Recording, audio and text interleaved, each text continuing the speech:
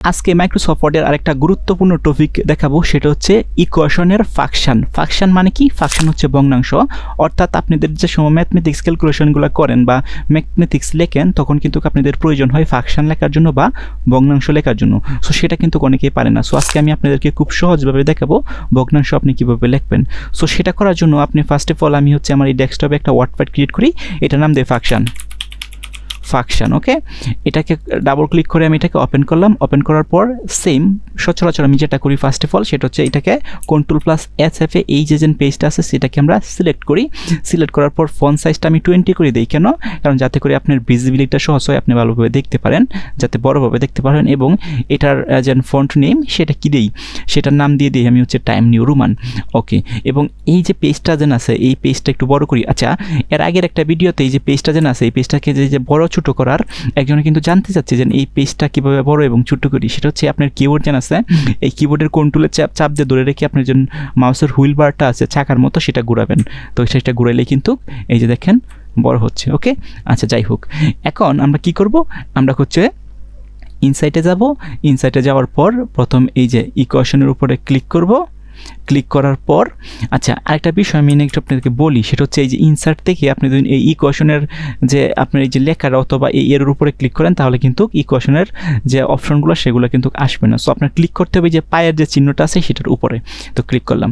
Click করার পর প্রথমে এই পাশে দেখেন লেখা আছে ফাংশন, দেখেন উপরে আছে এক্স, নিচে আছে ওয়াই, মানে এক্স ভাগ ওয়াই, মানে ভগ্নাংশ আকারে দেওয়া আছে, এটাকে আমরা বলতেছি ফাংশন। সো ফাংশনের এই তীর চিহ্নতে আমি ক্লিক করলাম। ক্লিক করার পর কিন্তু বিভিন্ন প্রকার ফাংশন কিন্তু আপনি দেখতে পাবেন।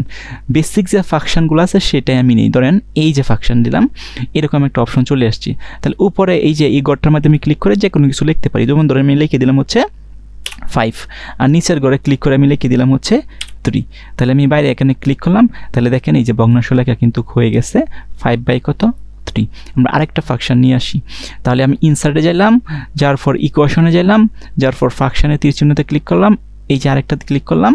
ক্লিক করার পর এখানে কত দিলাম, এখানে লাইক হচ্ছে ধরেন দিলাম 25, নিচে দিলাম হচ্ছে আমি ধরেন 30। তাহলে দেখেন আমরা আরেকটা ফাংশন লিখতেছি, একটু বড় করে দেই যাতে হয়তো আপনারা বুঝতে পারেন। দেখেন এই যে একটা ভগ্নাংশ, এই যে একটা ভগ্নাংশ, এভাবে কিন্তু আপনি ভগ্নাংশ লিখতে পারবেন। এখন এখানে কিন্তু আরও বেশ কিছু স্টাইলের ভগ্নাংশ আছে, আমি আপনাকে দেখাই। ইনসার্ট থেকে ইকুয়েশন থেকে দেখেন এই যে ফাংশন আমি ক্লিক করলাম। ক্লিক করার পর এটা হচ্ছে এক ধরনের ফাংশন, আপনি এখানে ক্লিক করবেন, এটাও কিন্তু আরেকজনের ফাংশন আসছে। যে আমি দেখেন ক্লিক করলাম। ক্লিক করার পর যে বাঘের মতন যে ফাংশনগুলো হয় আর কি, এখানে আমি লিখলাম হচ্ছে ধরেন 15 এবং নিচে আমি লিখে দিলাম হচ্ছে কত, লাইক 14। সো এটাও কিন্তু একটা ফাংশন। সো আরও ডিজাইনের ফাংশন কিন্তু আছে, আমি এটাকে ডিলিট করে দেই। আমি ডিলিট করার পর ইনসার্ট থেকে হচ্ছে কোথায় যাব, ইকুয়েশনে যাব। ইকুয়েশনের থেকে আমি ফাংশনে যাব। ফাংশন থেকে এই ধরনের ফাংশন কিন্তু আছে। এই যে দেখেন কমন যে ফাংশনগুলো সেখানেও কিন্তু এখানে আছে। সো আমি আরেকটা ফাংশন নিই, ধরেন এই ফাংশনটা নিলাম, এখানে ক্লিক করলাম। ক্লিক করার পরে এখানে দিলাম হচ্ছে ধরেন হচ্ছে 56, এখানে দিলাম হচ্ছে আমি ধরেন 30। সো এটাও কিন্তু আরেকটা ফাংশন আছে। আমি আরেকটা ফাংশন নিয়ে আসি, এটা আমি একটু ডিলিট করে দেই। ডিলিট করে দেওয়ার পর আমি হচ্ছে ইনসার্ট থেকে ইকুয়েশন থেকে আমাদের ফাংশন থেকে এই ধরনের একটা ফাংশন নিয়ে আসি, ধরেন এই যে এটা। ওকে, সো এই যে ডি এর জায়গার মধ্যে আপনি এখন সংখ্যা বসাইতে পারবেন, হট এবার যেমন চাই তাও কিন্তু আপনি বসাইতে পারবেন। আবার ধরেন এইখানে π/2 আছে। সো এই ধরনের যে ফাংশনগুলো আছে সবগুলো ফাংশন কিন্তু বাই ডিফল্ট এখানে দেওয়া আছে, আপনি ইচ্ছা মতো কিন্তু সেগুলোকে ইউটিলাইজ করে ব্যবহার করতে পারবেন।